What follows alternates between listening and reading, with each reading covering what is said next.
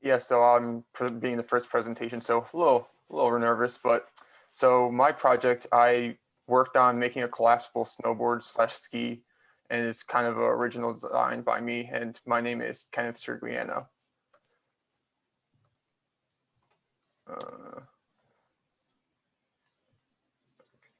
Uh, so basic information of who I am. I'm a SOIS student, and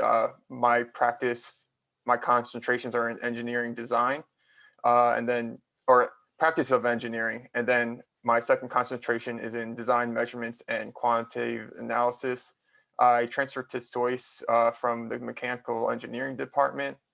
Um, I've been skiing or snowboarding since I was 6. I originally started skiing, and then I transferred to snowboarding when I was around 12. And I kind of enjoy hands-on work and want to really do a project where I can apply skills for that I've learned and have some type of hands-on work. So my idea first came along because unless you have a truck or some kind of roof rack, snowboards and skis are kind of troublesome to carry with you because they just take up so much room along with all your other gear. As you can see in the top left picture, there's just lots of room that's being taken up by other stuff, and because of how snowboards and skis are made, they kind of don't fit very well with everything else in when being transported, and they also aren't very good for when you want to uh, have them put away in storage like over summertime and other spots. They just kind of are in the way.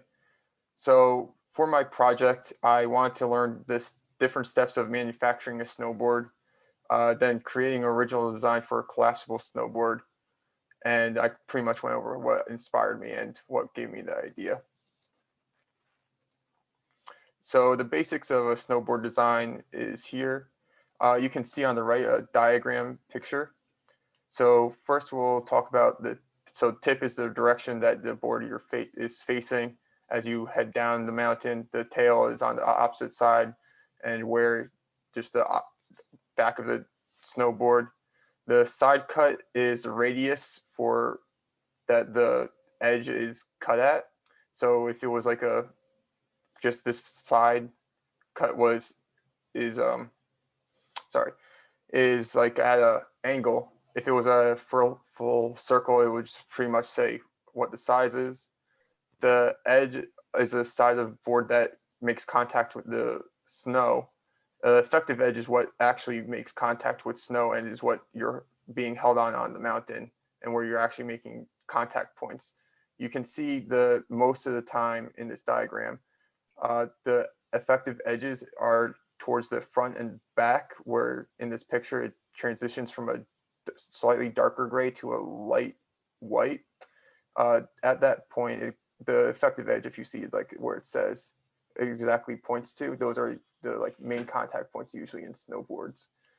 The waist width is just the shortest point in the snowboard for the waist or the width.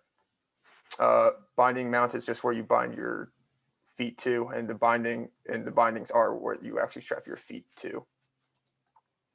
So for the snowboard shape I chose, I based mine off of a pretty simple design and basing it off the Burden Instigator snowboard. In the picture, you can see what type of shape they have. There's 2 different shapes that snowboards follow, is rocker or camber. In this, you can see the rocker and then it turns flat. I chose this one mostly because of the flat middle area, which would give me a lot of wiggle room for modifying the snowboards without having like the intricate shapes being brought into it.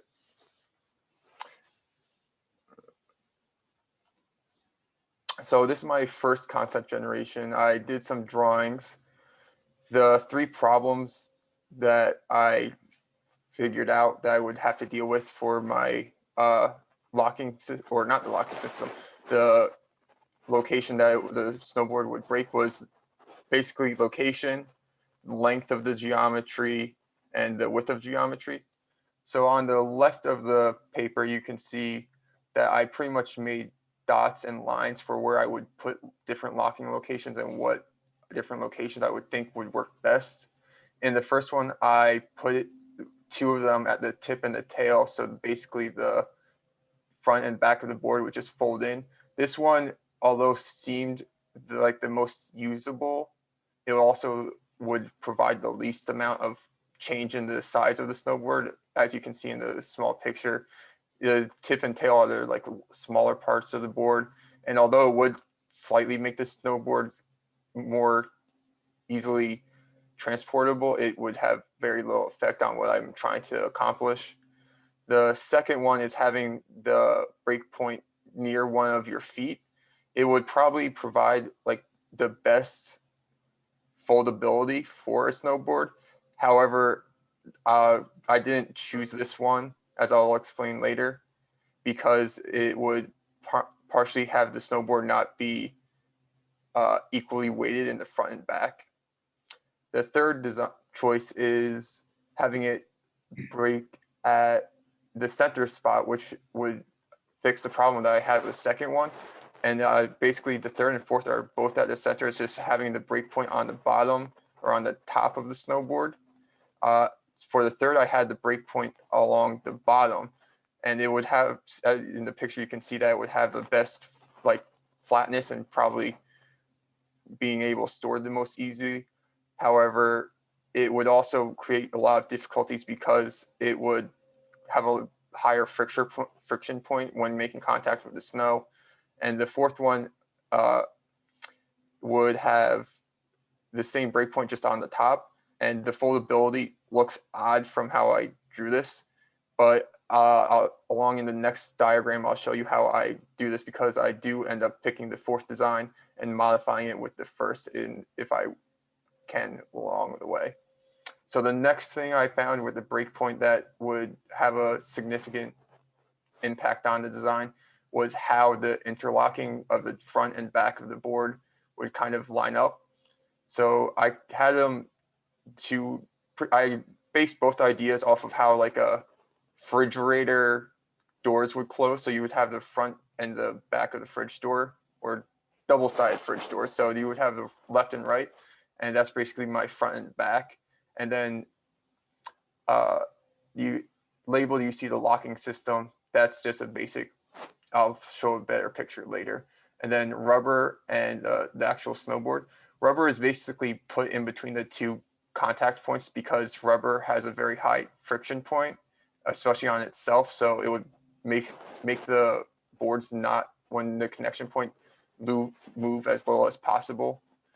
And my first one was basically having a square or the kind of rounded edges. The benefit of the rounded edges is because circular objects kind of have the best structure. However, that's only for circles. So you would see like the left side is a circular shape, but the right side is very odd for connecting. So basically one side would be very structurally good, while the right side would be not so good. So the first one, where it's just pretty much squares along the side, is what I chose. And then the width, you can see, is I did a kind of hexagonal shape, and then sawtooth shape, and just having a straight line. The straight line was just the first idea. I just kind of threw it on because it is where my starting point, but it's also the least beneficial because it would have no points to lock them. The first one would have very good locking, but it would have some kind of wiggle room. The second one triangles have like a very good structure when put together. Like triangles are used in lots of structures, like the Eiffel Tower, and cross beams. Triangles are pretty much like the go-to shape for structural integrity. However, having triangles, the points of each of the triangles would probably be under the most tension and friction points, and because they are just a close tip and just come to like a strong tip, it would basically make those points the most likely to break. So I ended up going with option one and just having the angles go along in that kind of shape, but having the tip of them be as small as possible. So it would have that triangle shape with a slight end for structural properties. Ken, you have 3 minutes. Oh, okay. I'll go faster. Sorry about that. So then this is my spring system. Basically, this is the more integrated. It's rails and then a locking system.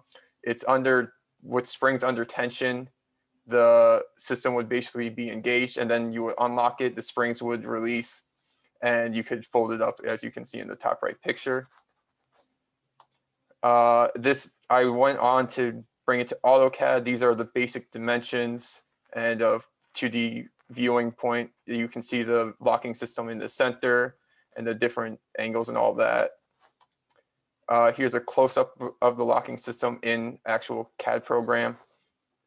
You can see I chose to do 6 rails, and the springs are these parts with the locking in the middle. There is a screw so that when you have the system engaged, it would hold the springs steady so they don't bend in the vertical area and just go straight. This is what I was talking about with the tooth. I'd have the teeth as small as possible, but still going at that angle. I went on to do a simulation of in AutoCAD, and using this, it would create different pressure points on the board in the program. And I use this to determine what kind of weight the springs would need to hold the snowboard while being usable. And I pretty much kind of came to the idea that my idea is usable if I went on. I did not get to finish making an actual usable project because the simulation, all that took longer than expected. The manufacturing would be my next thing, and physical testing. And then I would pretty much repeat that process if I came along any problems along the way. And then that's the end of my presentation. Any questions? Meg, why don't I go first, and then you go first next time, and then we'll take it in turns, right? Is that good? Meg? Okay. Well, sorry, I was giving you a thumbs up, but you didn't see me. Okay. That sounds so. Ken, a couple of questions. One clarification. You said that. Did you say the springs would weigh? And I don't know whether 2 springs, right? So they'd weigh 10 pounds each, or what? No. What is so the springs going to weigh 10 pounds each. They would need like a 10-pound force springs. Okay, so that's what I assumed, because otherwise it would be a little heavy. Yeah. Okay. So the other question is, this seems to be extremely innovative, and if it works, extremely practical. So presumably you're going to continue to work on this. Is that right? Yeah, I mean, I kind of wanted to get into the actual building phase during this, but it was I kind of set too high of a hurdle. So I just only did design work for the capstone. But yeah, I do want to continue and actually do like hands-on work and making it. And anyway, even if you just finished just in time, as somebody pointed out earlier, the sun is out and there's probably not a whole lot of snow anymore. So it's going to have to wait till next year for a test. Are you confident that when you get to test it, it's going to work? Based off of like the simulation and stuff, I do think it would work, but that's part of also testing, seeing if there are any problems, and then going back to the drawing board, seeing if I can fix any problems that come up.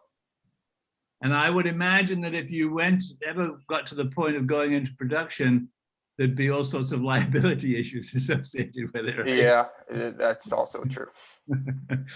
Okay, well, a great project. I think that's a magnificent project. I liked it when you first came up with it, and I like what you've done with it. Thank you. So Kenny, I really enjoyed that, and as I currently have 3 oversized ski bags in our basement, waiting for someone to haul them into our loft, because that's the only usable space. I think it would be really, it'd be really interesting to consider it. The snowboard, we have a snowboard at home. Yeah, I didn't talk too much about. Sorry to cut you off, but I didn't talk about too much with skis. It basically would go off the same concept with the springs, except in having multiple lined up, it would just be a single one across it. Yeah, definitely. And it would be interesting. I would imagine you'd have different challenges with something that is really probably a third or less the surface area. So Yeah, obviously going to have different different I issues. pretty much wanted to start with the snowboard because of the simpler design and move on to skis if I had success. Yeah, absolutely. So I guess my question is, in putting this together, has something like this ever been considered before? Did you ever find anyone that attempted something like this? I did see some stuff, but it was not this complicated. It was mostly just kind of cutting the parts in half and then having just a screwing mounting part, rather than having the whole system still together when you disassemble it. Right, which I would imagine that there would be maybe greater risk of things actually coming apart if they aren't fully stabilized. Okay, so really interesting. So what are your next steps in terms of you professionally? I'm assuming that you're finishing things up either this summer or in the fall. Yeah, finishing this summer. So what are your plans, and how do you think that you might integrate something like this into your plans? I mean, mostly just looking for a job, and I plan on going somewhere in the engineering field, and mostly probably design work, as this project kind of shows, or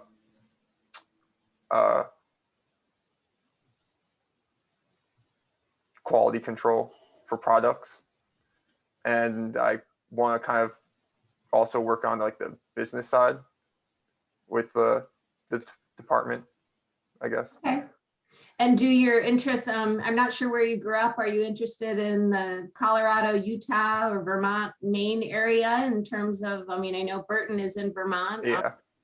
In terms of where you end up landing? I grew up in hour north New York City, but Okay. yeah, I don't really have a specific location I want to be. Up north, somewhere north, so there is still snow. Right. Okay, well, that was fantastic. I really enjoyed it. Any other questions from anybody else? Is there enough time to ask a couple of questions, Meg? Yeah, definitely, David. Thank you.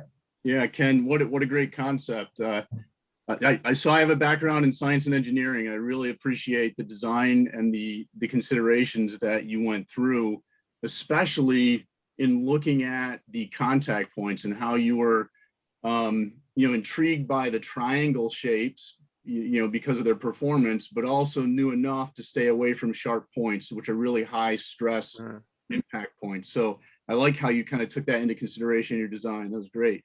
A question I had for you, when you did the simulation, did you account for, I'm not sure how you ran the simulation and if you get to choose where you put pressure points or force, but did you account for a person's body weight? Yeah, I put the body weight at where the feet would be. Nice. And did you also account for impact stresses? Did you simulate any of that or not at this stage? I did a couple small impact ones, but it was nothing large, because snowboards can go, people depending on their skill level, they can go off of a 20-foot jump. That's a much higher impact. But because of the snowboard I chose, it was a beginner level. So I chose very low impact kind of testing. So basically just, can you get from the top of the mountain to the bottom without it breaking or having any issues? Nice. So, and the only other, just for time's sake, when you do testing, different things to think about. Ultimately for testing, you're going to have to test for strength. You're going to have to test for impact, right? And also fatigue testing. Yeah. Point. So how will this stand up over time? And there are companies that have machinery and equipment that can help with fatigue testing, and simulating the impact over and over and over again, because the joint that you're creating will need to survive for a long period of time, right, to be a viable board. And then of course you have performance testing, right? You want to make sure it performs. But what a great concept. Thank you. Yeah, thank you for your input. Thanks, David. That was really fantastic to add that additional piece, especially with your background. So thank you so much. Okay, are there any other questions from anybody? Okay, then Kenny, feel free to take your screen down and then we can go ahead and move on to our next presenter. That's Nada. And that is me. Thank you. Could I interrupt just for 1 second? I just want to apologize if I have to leave. I have some contract work going on out here and I may have to jump out. So it's not, my apologies if I have to jump out. No worries. Thank you. I would have thought I did something wrong. All right. So let's full screen. Can you all see my screen okay? Perfect. All right. Well, thank you for joining me today. My name is Nada Eldheni, and my project title is Carry On Baggage, where I created 5 fully functional, wearable, unique bags, also construction patterns and their mock-ups. This image I used on the left was from right before my final production, to give you guys a taste of the patterns, the mock-up in the top left, some of the materials and hardware I used. But to introduce the product, to introduce the project, I had to come up with 5 bags. I originally set my goal at 8 to 10, and then immediately was hit with the reality of how difficult this project is and how much ideation, how much trial and error went into it. So I narrowed it down to 5 bags, and I set 2 criteria for myself, and that being that the bags all must be wearable, and that they all must be different from one another. I could have also included that they're all functional, but I hoped that that would be a given. And then I went into ideation where I really went wild with it. I started coming up with really fun ideas, things that I want to see, and I immediately realized that I need to come up with these 5 bags that can be measurable against another bag, to not only help the people I'm presenting to understand my project, but also to give it like a measuring stick against. So these were the 5 bags I wound up whittling my ideas down to. The hip bag, also known as a fanny pack, a crossbody bag similar to a purse, a tote bag, an athletic bag similar to a duffel bag, and then a roll top backpack, which is exactly the same as a backpack, but instead of there being a zipper, it's an open top that rolls down to allow you to carry more or less cargo, because most of us know what all of these things look like. So moving on, my process, I had to break down into 3 big umbrella groups, starting with ideation and material sourcing. So I had to research the bags I wanted to make. I had to look at different kinds of each bag to decide what materials I could use or could work with, or what those bags are commonly made out of. And then I started acquiring those tools and materials and started a timeline for how long each bag should take. And I wound up, after doing a lot of the research, having 10 to 12 weeks, which made it to be 2 weeks per bag from start to finish, which really doesn't seem like a lot of time. It wasn't. My next umbrella grouping of my process was doing the mock-ups and construction patterns. And that was entirely trial and error sewing and drawing. As you'll see in the images on top, the paper mock-ups were patterns I made and then taped together to really see how the shapes interacted with one another, and to bring my measurements to life and make them very real before I translated that into moldable fabric. Muslin is the mock-up practice fabric that seamstresses and other people who sew use. It's woven, meaning the threads run left to right and then vertically, making like tight little squares. Most material is woven unless it's stretchy. However, muslin is a loose weave, I found out, which means it's kind of sloppy. So even when I did make successful products, Sometimes the measurements skewed a little bit, but it was great for getting a base idea out. And then my final umbrella was final production, and that was using my final materials and hardware to create the finished bags. And then I did a lot of peer review that week with the final bags. I had people wear them, try them out, use the zippers and see how they felt with them, and then did some last minute adjustments before shooting them. And I shot them 2 ways, with somebody wearing them as intended, and then also just separately in a light box so you can see up close detail. And if you notice, I put critique in between each of these umbrella zones, because critique was a critical part of every single step of my process. Everything I did, I spoke to a professional about how they do it, what I should do next, and so on. So moving on to my materials and hardware, the fabric that I wound up utilizing was the practice muslin, which you'll see in the back of that stack of fabric, and then followed by nylon ripstop, which is puncture resistant, really, really thin, almost tissuey. It's similar to the stuff tents are made out of. I use that to line all of my bags. I also used duck canvas in most of my bags, which is similar to regular canvas. It's a woven fabric. It's much more durable and it's much more tightly woven, so there is less wiggle room with it. And similarly with the vinyl, it is totally non-porous, it's waterproof, it's not stretchy, it's made out of plastic, and it has a smooth backing. And those were the fabrics I used for my final production, as well as swatching for my mock-ups. Hardware I used, the most prominent would be the sewing machine. I used a Singer Promise 1409, which I've had since 2009, I believe. It's very old.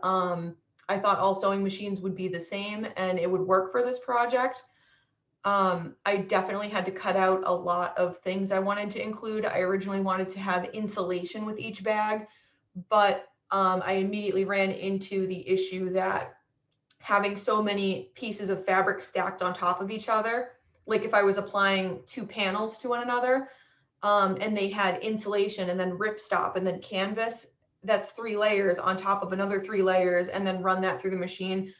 I broke so many needles. I learned what tension adjustment was. And yeah, I also used other fasteners like the ones you'll see above the sewing machine. I used metal and plastic fasteners, as well as sport zippers, which are made out of plastic, and plastic parachute buckles, and nylon webbing, which is in the bottom right, strapping. So moving on from the materials and hardware, I want to get into the bags with what time I have left. And this is my first. This is the hip bag. I started with this bag. I thought that starting small would be a great jumping off point. I made it entirely out of vinyl and it's fully lined with ripstop. There's an interior pocket in there and there's a 9-inch sport zipper on the outside. The strapping adjusts up to 2 yards, I believe is how much I used. So it can go from being 3 feet around to 6 feet around to adjust for the user's comfort or for what the bag is being used for. If you want to not wear it around your waist, but strap it around your backpack, you totally can do that. You'll see the user wearing it in the left, the final shoot in the middle, and then the pattern I created to recreate this product in the future or workshop it on the right. And moving on, and also going up in size, this is the crossbody bag. And the crossbody bag was kind of taken inspiration from a purse, but a little more utilitarian and functional, less about the aesthetic. I wanted to keep with the black on black and using vinyl. I wanted to also, the difference from this and the fanny pack is I used fully rounded edges, as you'll see in the pattern on the top right. I didn't use a lot of right angles with this. And I also fully wrapped it around with vinyl. And that is the first time you'll see this in my project, but it will come up later. I also used the nylon webbing as well as plastic fasteners and another 9-inch sport zipper on this. The zipper also curves around the top, so you can open it halfway or all the way if you need to grab something quickly. And then I'm going to move on to my absolute favorite of my project, which is the tote bag. The tote bag, I was pleasantly surprised at how difficult it was to put together. You'll see the user wearing it on the left, and then in the center, I tried to showcase what that ripstop lining looks like inside the bag. And also, if you'll notice the seam on the top, I don't know if you can see my cursor, but along where the handles are attached, that is what all my seam work looks like, where it's rolled in and finished, where there are no loose threads or any rough fabric hanging out. I did a lot of research into how to make a professionally finished product, and even though my machine wasn't the most capable, I did what I could. And then things like the applying the handles, where it's a lot of thick material to puncture, I had to do it by hand. My tote bag measures about 18 by 15, fully completed. And also the interior, part of the complexity about the tote bag is that it's not just two rectangles attached together. There is a secret fold that goes up inside of it that is compressed, but when you fill the bag up, the entire bottom can widen about 8 inches, not counting the width. Moving on from the tote bag, I have the athletic bag, which is my take on a duffel bag. It's much more compact, less roomy and sloppy, as I've seen a lot of duffel bags be, where unless it's filled to the brim, it's kind of not fully rounded. This was the most difficult.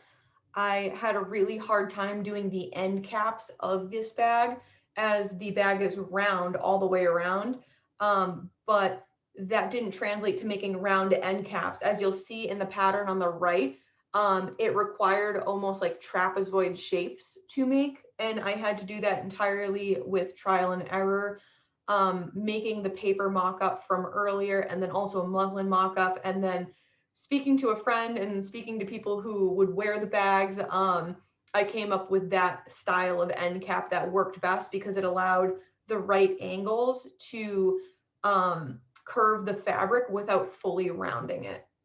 This bag is also fully lined with ripstop. It's got a 22-inch zipper going across the top. That's also a sport zipper, so it's plastic. And because of the potential weight of the contents of the bag, I went up from 1-inch nylon strapping to 1.5 inch for the comfort of the wearer, as well as I used metal fasteners like the hook and rectangle rings to prolong the life of like the strapping and the clips rather than using plastic. Moving on, this is my final bag. This is the roll top backpack. And this one I thought would be the hardest. It was still difficult, but it was a lot of fun to work with because they were all familiar shapes, like different rectangles, square. I got to play around with this pattern a lot, and I settled on creating the bottom to be fully vinyl rather than doing just a stripe through the middle like the tote bag, where if you're wearing a backpack and you're a student, you have to take it off for class and put it on the ground. Or if you ride public transportation, sometimes the ground is wet and you have to put your bag down. The vinyl is fully waterproof, and it would also kind of lengthen the life of the bag more than just a fully duck canvas bag would. This bag is 23 inches tall when it's fully expanded with the roll top up, or 15 inches when it's fully rolled and compressed down. It's about 1 foot wide and 3 inches deep. It's made with all of the materials I had to, and this has a mix of 1.5 inch strapping for the arm parts, and then 1 inch strapping for the fasteners like the roll top clip and the bag hanger. Again, all of the strapping is fully adjustable for the user's comfort or for the intention of the bag. And then that leads me to my results of the project. I am so thrilled with the outcome of this. 15 weeks felt like I felt like I could do so much, but it wound up being not the bare minimum, just a little bit above like what I could get done in 15 weeks. It feels like 2 weeks per bag wasn't enough on top of all the research I had to do. From my critique, I did hear from a lot of friends and professionals that really encouraged me to sell my bags, and I have gone ahead and purchased a lot more fabric to do a trial run of about 5 bags each to sell. And about this project, other than the obvious that time management and organization are key, I really, really fell in love with failing.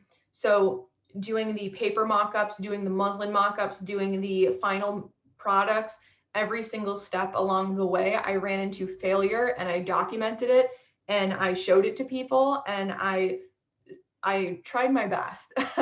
But failing is what paved the road to success for me. And I wouldn't have gotten here without critique from my peers and support from Meg and Steven, and just overall failing my way to success. And with that, I would like to thank everybody for your time, for this opportunity, and for all of the support. And I would love to answer any questions you have. Wow, so that was fantastic. Thank you. I loved your slides. I'm so impressed with the process, and if you added up all your hours, I think this could easily be a year-long project for you. I've got so many questions and so many thoughts, but I'm going to limit myself because there are other people on here. Of course, and I would love to answer any unanswered questions in email as well if you would like to ask more. Fantastic. So first of all, I love that you were failing forward. I really love that reflection, and that actually is where we learn the most. So I love that you really embrace that. Thank you. So a couple just more curious questions. Had you thought about a computer bag at all? I did. I actually, 2 of my trial bags that never made it to the cutting room floor were a water bottle holding bag instead of the crossbody. And I was also doing a laptop bag. And that was part of the process of like, will people recognize this? Does everybody carry a water bottle on like a strap? Like, Right. It was one of the things where I wanted it to be more accessible and recognizable to everybody, and not just people in the academic community who of course have a laptop sleeve because we have to carry them around all day. Right. Well, and I immediately looked at your tote bag and thought my laptop would fit perfectly in there. And I have, you know, a sleeve that I typically put my laptop in. So it's certainly something that you could accommodate for that. So I guess my other question is, you referenced that people are interested. It's almost like you could create a bag. So we're a camping family. We do lots of outdoor outing type things. And I'm always think to myself, I really need a bag for XYZ. I really need a bag for, you know, and so I'm always thinking of other bags and saving other bags to my husband's dismay that I think that I might be able to use for other things. So that might be something, you know, in the future you could think about, or people could actually get on and submit to you, these are the dimensions, this is what I'm using it for. And it's almost like a, you know, personalized bag.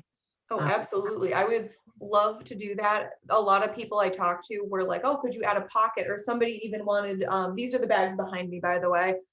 Somebody asked if I could do the tote bag, but flip the vinyl and the canvas to make it more beach friendly and include like a strap inside to hold up like a bottle or something like that. And I was like, I can do that. Like, I'm coming up with like all these great, and again, it's the critique and review that is giving me all these ideas that help me go forward.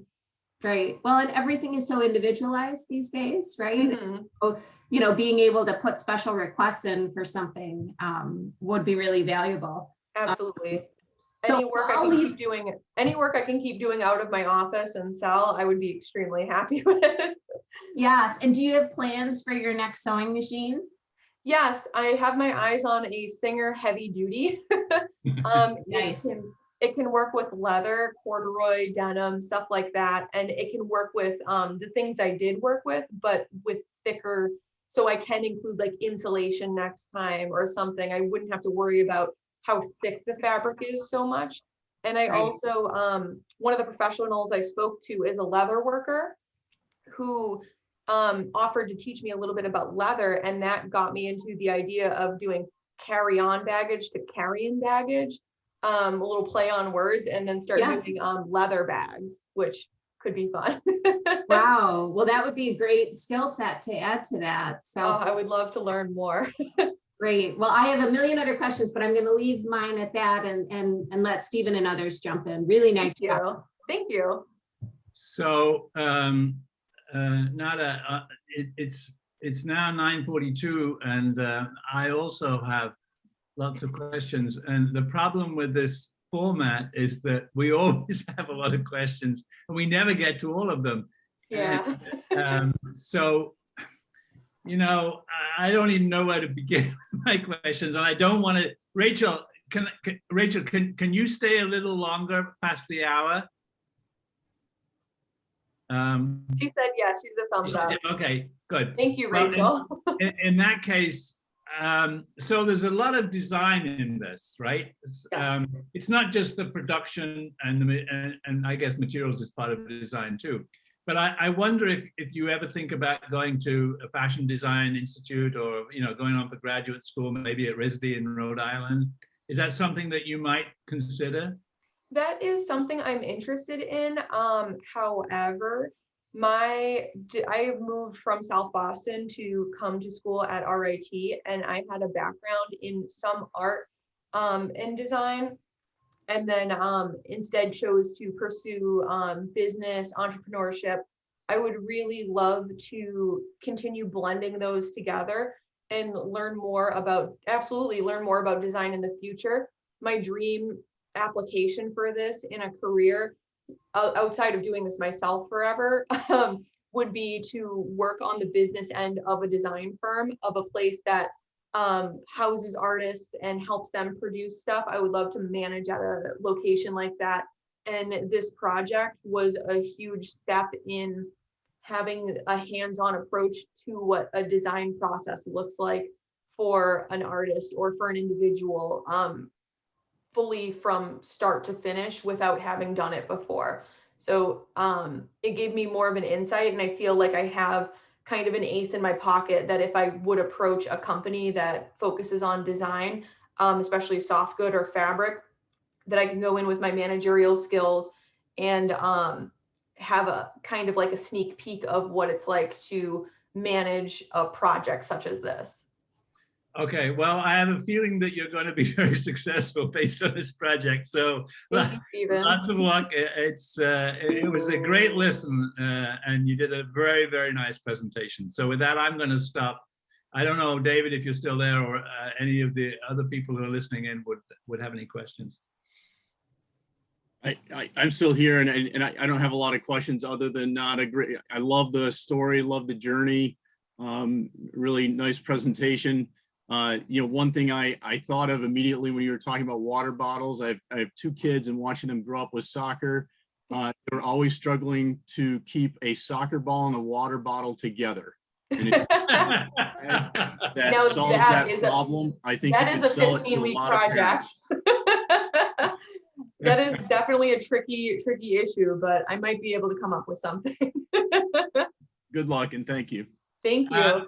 I did want to, that's reminded me, I did want to say one thing more, Nada, and I guess Meg already commented on it. And I don't know whether you came up with this phrase yourself, but I wrote down "failing my way to success," a great phrase. I'm gonna keep that and maybe use that myself. So did you come up with that yourself? Is that your phrase, or did you borrow it from somebody else? Yes, it's that, and my grandmother used to say, the road to success is paved with failure. So well, I really like "failing my way to success," so I'm going to use that. Okay, let's move on now to Rachel.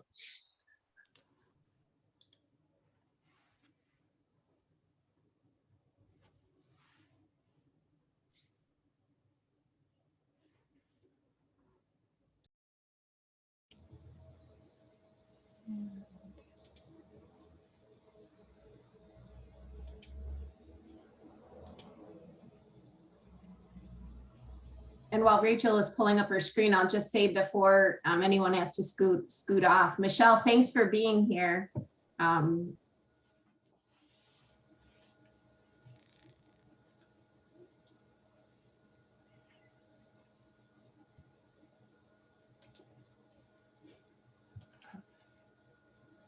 Okay. So, are we good? We're good. Okay. So you'll see I opened up another screen under Rachel's presentation. So if you like make the slide smaller by moving that over, I don't know if you can, and maybe pin that one later if you want to see that. So here we go. So my name is Rachel, and I taught middle school math for 3 years. I have my professional certification from the state of Florida for teaching. And next semester, I'm going to be starting at NTID in the grad program for teaching students who are deaf and hard of hearing. So I also have a bachelor's from RIT, and I'm going to be culminating a degree at the end of this semester with concentrations in mathematics and deaf studies. So I'm an avid reader of the Wall Street Journal, and I've worked as like a cake decorator in libraries and in real estate, and so I think all of those jobs have helped me become a better teacher, or at least contributed to it. So I love having conversations about all those things, and I'm always looking to help where I can. So that's a culmination of why I'm here and where I'm at now. So looking at this presentation, give me just a second.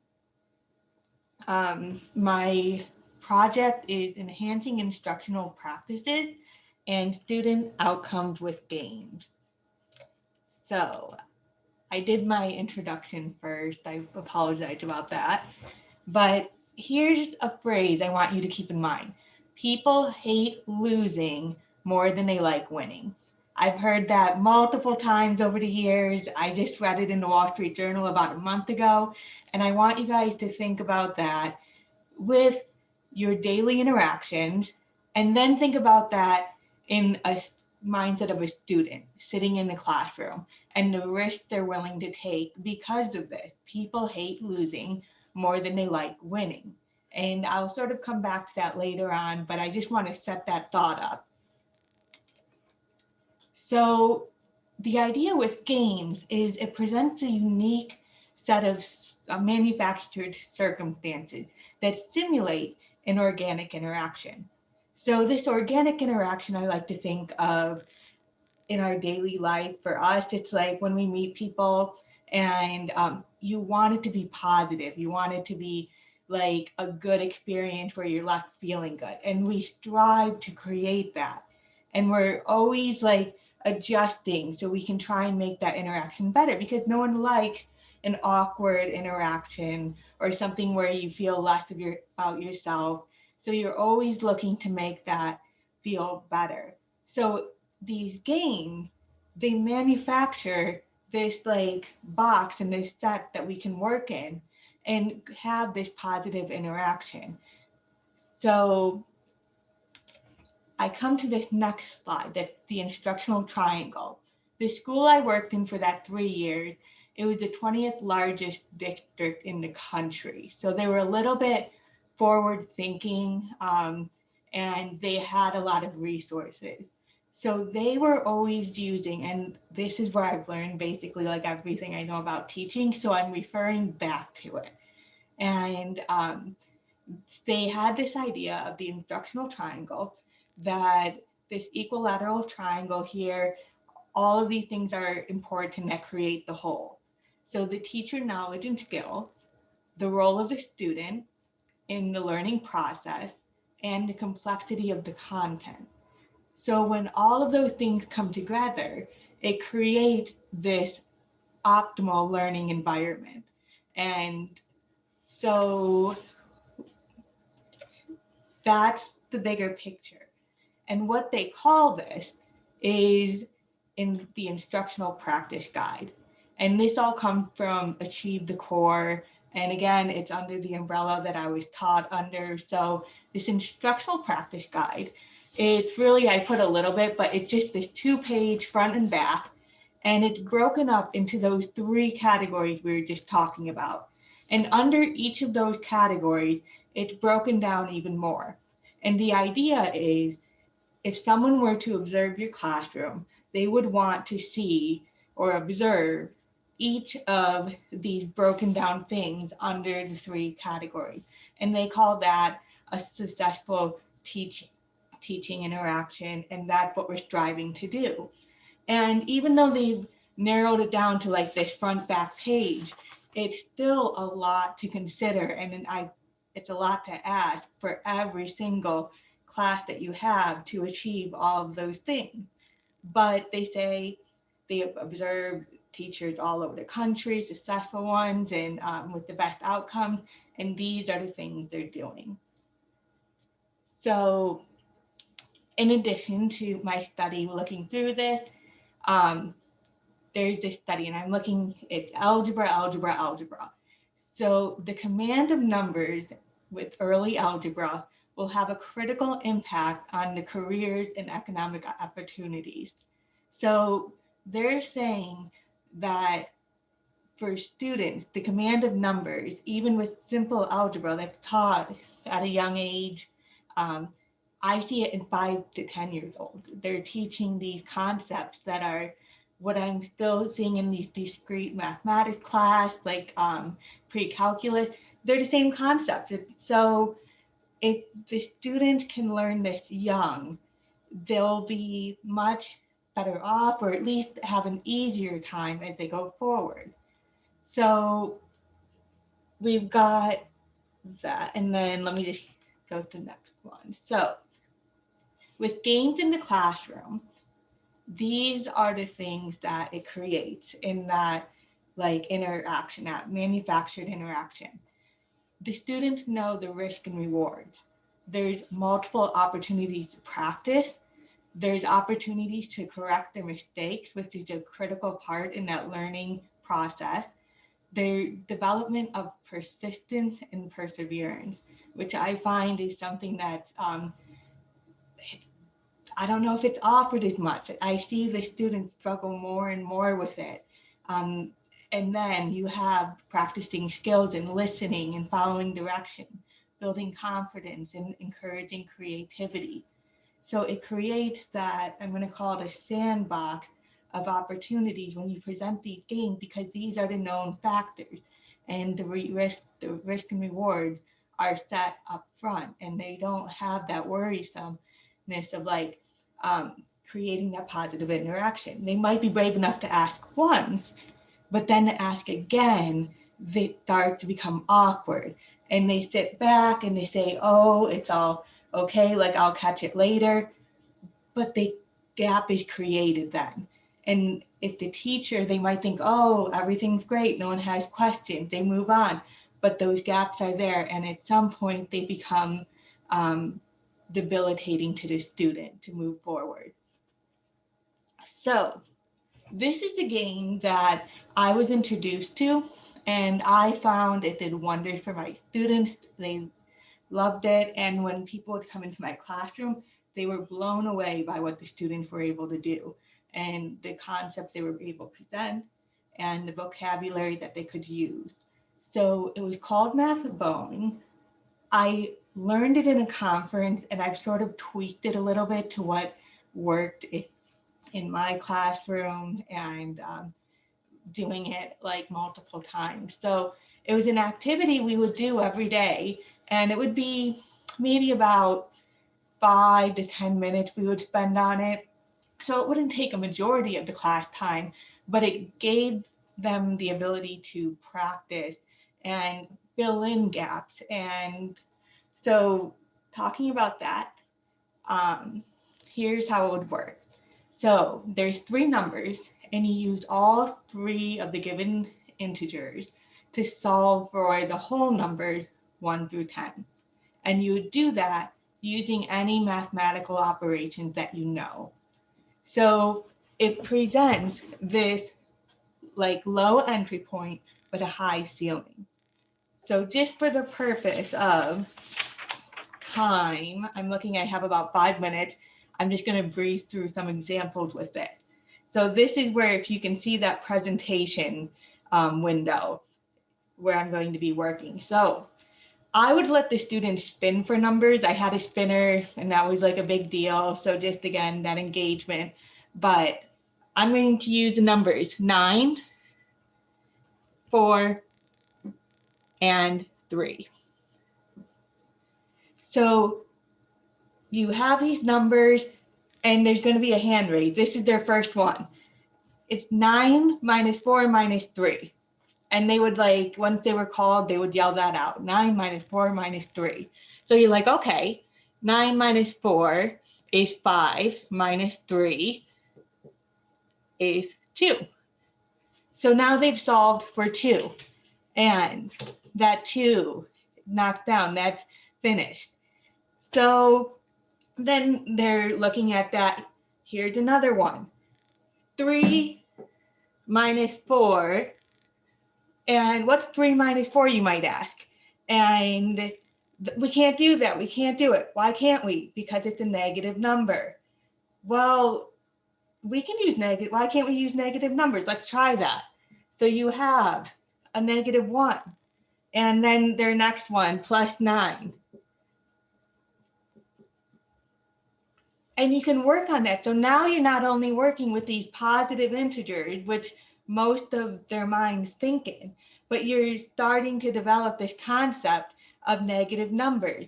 And once you really are in the real world, think of a bank account. There's negative numbers. So we have 8 here. And so now that one. And if something's wrong, they're able to work that out. They're able to see multiple representations. If there's another one that comes up, they might say 9 plus 3 minus 4. You work that out, that's still 8. But they still were willing to participate. They were willing to create a model of something.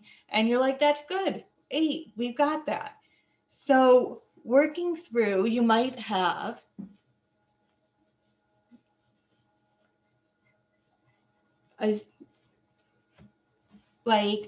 we work on square roots, we work on squares in those years of 6th, 7th, and 8th grade.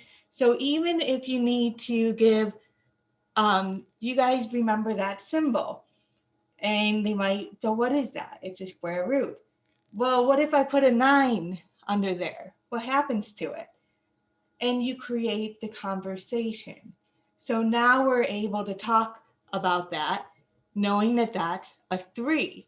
So you've just opened up a whole new world to them through this operation of, well, what can I do with that? And you might have something like the square root of 9 divided by 3. Well, could I write that like that? Sure. And then understanding, well, what is that going to equal? Equals 1. So you can finish that problem. And then let's say we add 4 to that. We've got, we're adding 4 to get 5. And then as soon as that happens, what they're going to see with that 1, well, I could multiply it by 4 now. And that's going to give me 4, recognizing the properties of when you multiply by 1, the identity property, when you multiply by 1, that's going to be the number itself. So we could say, well, the next student's going to do the same thing, except instead of adding 4, they're going to multiply by 4, and that's going to take care of that. So there's one last one I want to show here. That's a student favorite. So this one is, what if I raise a number to the power of 0? What happens when I take a number, I'll do 4, raised to the power of 0? What is that equivalent to? And it's going to be 1. And you get to talk about, and they get to experience, and this is like very common in like even pre-calculus. It's like one of those things that happens. I saw a lot when I was taking that number. So you have, when it's raised to the power of 0, any number is 1. So now they get to experience this, and they're going, this is the first one they'll do as soon as they remember that. And once they know it, it's the first one they're going to start off with. 9 raised to the power of 0. And then they're going to say plus 4 raised to the power of 0 plus 3 raised to the power of 0. And that's going to be equal to 3. With the last one, I'll finish with this one. Once they see that, they're going to want to multiply it by 1. So you're going to end up having this same thing, but we're going to multiply and giving us 1. And we could work through the rest, but I just wanted to show you that experience that happens when you give them the opportunity to play with numbers and they realize they're in charge of the numbers and they can create with these numbers. And the risk and reward is very boxed in, so you have the ability to work with these numbers. So the time I'm looking, I need to wrap this up. I'm showing this triangle again on the slides.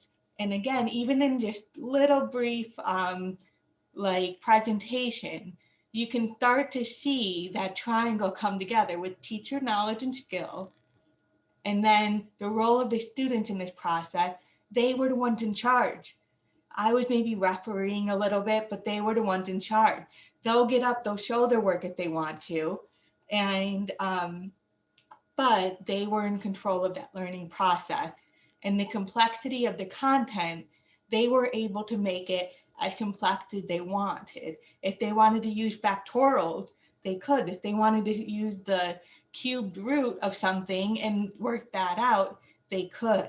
And so this last one, my conclusion is, in my experience, that games presented a unique set of manufactured circumstances that simulated this organic interaction that promoted this learning.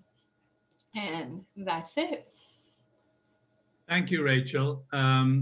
We have, I think if people can stay for another 5 minutes. So I guess I'm learning phrases today, and I like that. I've not heard people hate losing more than they like winning, but that does make sense. So I'll add that to my list of new phrases. So somebody who is math phobic and didn't get very far in math in high school, and in England, if you didn't like it, you didn't have to do it, as opposed to the United States, I guess. I found this very interesting. I like in particular your depiction of what happens when the teacher is in front of the class and has delivered some sort of content and wants to know if people followed. And this happens all the way through the education system, including college. And of course, if nobody asks questions, or if the questions are not very, very frequent, what does the teacher do? So I guess the default is to assume, if you haven't thought this through carefully, that okay, everybody's understands it, so we can go on into the next step. And of course, that's not true. And what you pointed out there, you talked about the gap between it's almost a chasm sometimes, I imagine, between the student who's sitting there and the teacher who's up there talking. So I thought that was a very, very good point. However, I have a little skepticism in that, as I say, having been math phobic, and I still am, I guess. I would imagine, and this is the question, when you were using this approach, you have a class of students, and I can see that many of the students would react very positively to this opportunity, rather than just, you're just preaching at them. They're actually having an opportunity to figure things out for themselves. But there must still be students who don't participate, right? They're not moved by this. So is that your experience? And what do you do with those students? No. So oddly enough, and that's why it was so strange. Like, I'm not saying I was the best teacher. I was thrown into it and I learned and adapted. And that's why it blew my mind that everyone was willing to participate. I did notice when it was overused, people started to sit back a little bit, but it was an activity And I think I will say this, I did have a little bit of a carrot at the end that if you could finish all of them, I'd leave 15 minutes, figuring it would take about 10 minutes. If you could finish all of them, basically in that 10 minutes, you could have the last 5 minutes. So that was incentive for them, that they had about 5 minutes of free time at the end if they could finish it all. If not, we were going to work on it until it was done. But I believe because there was no judgment in how it was solved. So if they were simply solving with an addition, and those that could do more did more because it was like interesting. But because they could solve it with just addition, if all they knew how to do, they were willing to raise their hand and get that out there because they could. Now, would we want them to do more? Absolutely. But they had the confidence, and I feel like that's the starting point where they could start with something as simple as addition if that's all they were at. Yeah, I like that. That's really a good point. But since we are running short, I'm going to hand it over to Meg now. Okay. Thanks, Rachel. So I really enjoyed that. And as someone that also has struggled with math and has a 13-year-old that struggles, excuse me, with math, I appreciate the ideas and the time that you've put in thinking about a way in which you can engage students in something that I think creates anxiety and certainly impacts their confidence level. A couple things I really liked. One is I really appreciated hearing about your background because I think you're multidisciplinary. I mean, you are a multidisciplinary student even before coming here. With all of your different experiences, I think that gives you a really unique perspective on how to tackle a problem and the fact that you need to look at things differently. So I really appreciated that. I thought the project had a nice culmination of theory and practice also. So certainly your background with and experience with the IPG, but also returning to that triangle and how you could really make students, and this is something we really aim for in SOIS, but by doing a game like this, you actually are trying to make students co-producers of their own learning. And that's really, I think, an important skill that students need to learn earlier so that when they get to college, they are asking for the content that they want to learn. They are like you do in SOIS. So I think instead of this idea that you're going to they're going to open their brain and you're just going to dump everything in, that isn't how we want learning to happen, I think is really interesting. So that was just a lot of commentary, but I guess my question for you is what's next? So how will you plan to use something like this moving forward? So this here, what you saw was really the beginning of my development as a teacher and taking my own confidence, because as much as it mimics it for the student, it also creates that for especially a new teacher, like a set of boundaries for them where they're in charge, but yet you're passing it off to the student. And I think that's a really hard thing to do, is pass the learning off to the student, because that takes like a lot of trust. And so next for me, I am starting the master's program for students who are deaf and hard of hearing, that secondary education one. And so I'm looking forward to continuing my learning. And I feel like it's unique that I have some experience ahead of time. I feel like it's a little bit like that MBA program where sure, you could go and grade after your bachelor's, but it's a little bit interesting after you've been out into the world working in maybe corporations and then coming back to get your MBA. So that, and I'm working on sign language. So that's been a big thing I've been working on too. I've done a lot of improvements and I'm getting there, but it's something I really want to be proficient in. Fantastic. Thank you. Are there any other questions from anybody? I just would offer a couple quick comments, Rachel. Thank you for the presentation. It's interesting in what you're talking about, what you're doing in STEM education. We talk about the difference between the traditional lecture style delivery versus what we would refer to as IE or interactive engagement techniques. And this certainly falls into that category. This is a classic interactive engagement technique. And there's lots of research out there that shows that interactive engagement techniques really help students learn. So, you know, I think for teachers trying to find their own path, it's trying to find the right balance of interactive engagement techniques that sync with their style of delivery and works for them. And I think that's great. And games certainly are a way to increase confidence and really opens up a space where students can teach each other. And I think that's really critical. So good luck with that. Kudos. I've encountered a lot of students in my career who have come to me and who have said, I can't do math. There's students who want to become engineers, and the students will say math just isn't my thing. Well, at that stage, it's tough to tell them math needs to become your thing. So the earlier you can start with these students and get them excited about math and building their confidence, you're doing them a great service. So thank you. Thank you. One thing while you're talking about that, I just can't stop talking, but it's that square. So when you're talking about a square of the number, like especially at that age, I see it, like older than you'd want to, but where it's, let's say it's 9 squared is 18, and it's like 9 squared is 18, and understanding what a square really is 9 times 9 is that 81.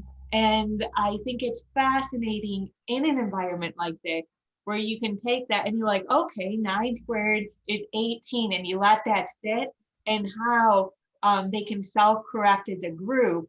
And really that's when the learning and understanding happen. And it doesn't need to happen as a test that now they've got like a C, where it's something just so critical but doable. They can do it, but it just the word's not coming to me, but just an understanding gap. So yeah, I think that's a really neat space that you can provide students.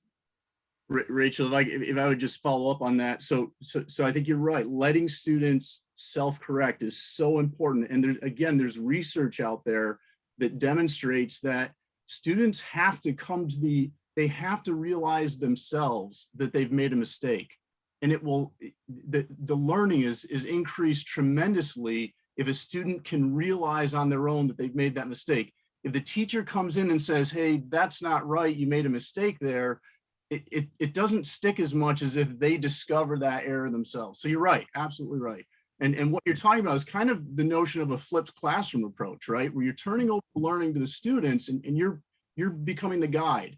But you really have to be strategic, right? And you have to really know how to get the most out of the students in that way, or it could end up almost disastrous, right? So it does have to be handled very carefully and strategically. And again, nice work and keep at it.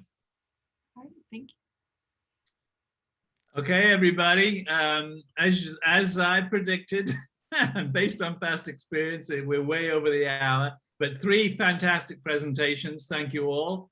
And now all you have to do is write 2 papers for us, and then you're done. So once again, congratulations, everybody. Great job, everyone.